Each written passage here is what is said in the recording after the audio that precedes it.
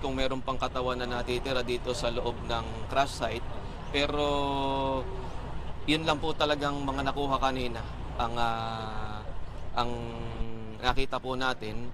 Wala pa po tayo muling nakukuha pang katawan dito sa crash site na ito. Sir, may nakausap pa kayong mga residente dito? Ano daw yun?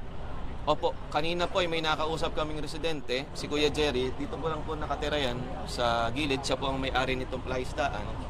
At nakita daw niya na yung helicopter kanina ay parang naghahanap ng lalandingan. At mabilis na bumulusok papunta dito. At pagtama ng helicopter ay sumabog ng malakas.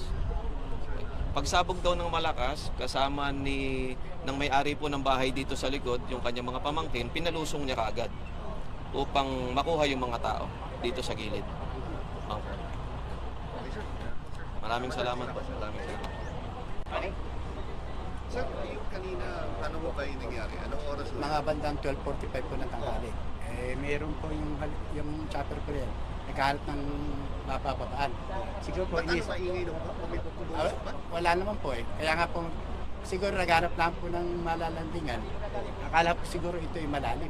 Oo. Kaya nung pagbulos ko niyang gano'n, gusto niyang mag-take off, hindi na nakapag-take off. Tumama na siya doon sa dahil mababaw po yan. Kaya nung pagtama po nung sasakyan, chopper, sumabog ng bigla. Kaya po yung mga sakay niya, dahil po yung nasira po yung mga mga pintuan, kasama na po sila doon sa natangay ng pagsabog. Kaya po nailabas po sila ng pagsabog. Kaya po dito na po sila nakuha sa labas, hindi na po sa loob. Napansin niyo ba, sir? Lagi ba natitira po sa helicopter? Madalas po yung nadadaan minsan dito. Yun mismo. Yan po mismo ang pula ngayon. Meron po siyang minsan, may kasama pa po sila minsan sa spending. Kasama. Madalas po yan nadadaan dito. Ano naging reaction niyo, sir? Nagulat nga po ako. Sabi ko po, dito pa ako sa aking plaisdaan nangyari. Buti na lang po, biglang pagdating ng mga rescue po rito, yung mga taga-pompong po, mga tao po, nagtulong-tulong po sila rin.